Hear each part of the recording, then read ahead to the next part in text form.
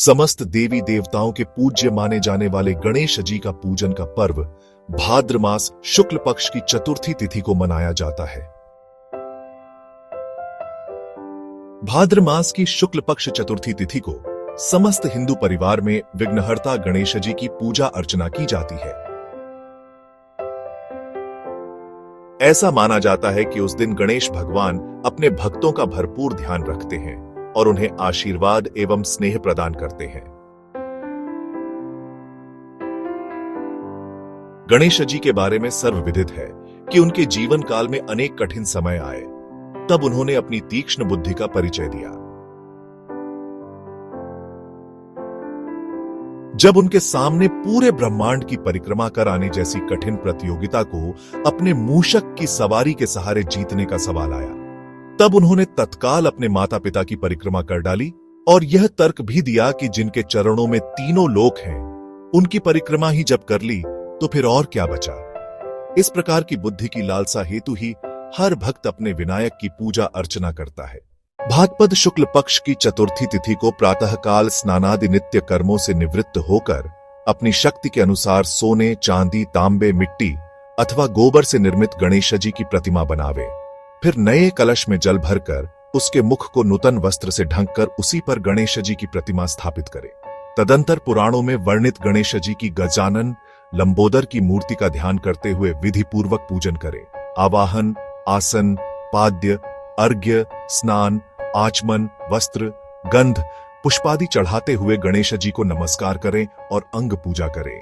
इस अंग पूजा में पाद, जंघा, उरु, कटी, नाभि, उदर, स्तन, हृदय, कंठ, स्कंध, हाथ, मुख, ललाट, शिर आदि सर्वांग का पूजा करें तथा धूप, दीप, नैवेद्य, तांबुल और दक्षिणा के पश्चात आरती करके नमस्कार करें।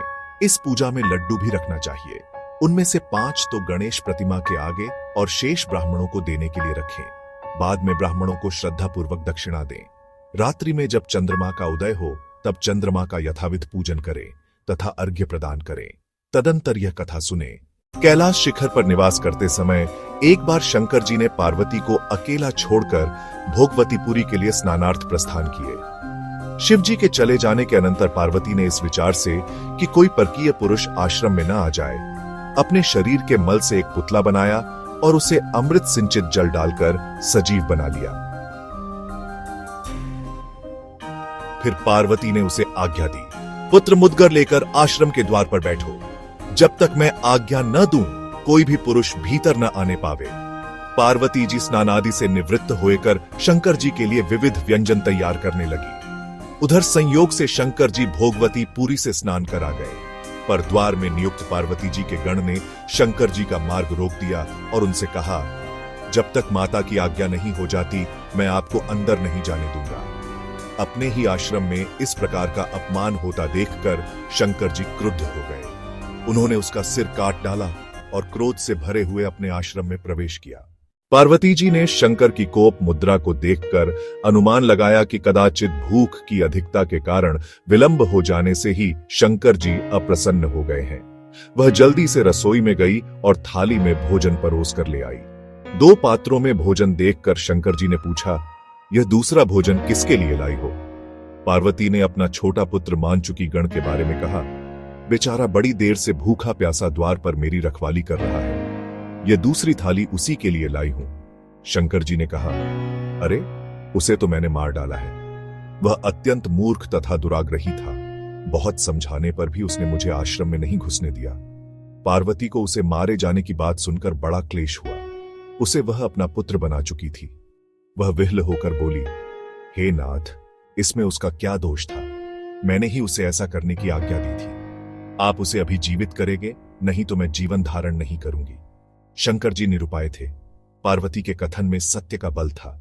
उन्हें विवश होकर पार्वती की इच्छा पूर्ण करनी पड़ी।